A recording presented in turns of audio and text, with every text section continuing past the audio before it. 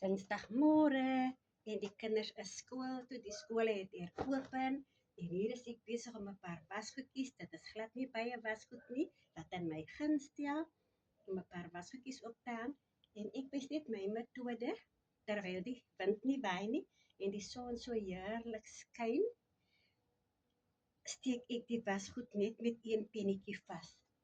Minder tyd vir my.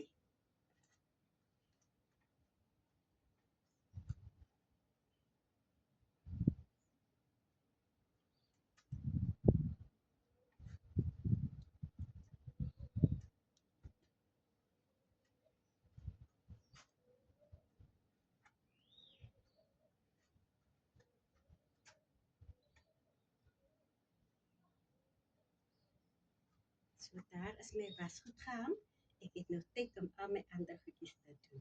Ek gaan vroeg met my kos begin en ek het 'n voorbereiding gedoen met die groente en die vleis en terwyl ek dit aan die gang het ek 'n skoolbroek wat ek moet werk want die soem is te lank. Die broek is te lank. Ek gaan die soem insit, maar ek gaan vir julle deur die proses neem hoe ek my kleinkind se skoolbroek met naald en gare werk. Geniet julle dag. Ek is Maggie. Tot 'n volgende keer. Subscribe, like, skryf 'n komment wat julle op 'n tipiese skooldag doen wanneer die kinders nie by die huis is nie. En vertel vir my hoe julle program verloop. Wat julle doen voordat die kinders uit die skool uitkom. Want dan gaan dit mos woerlawar.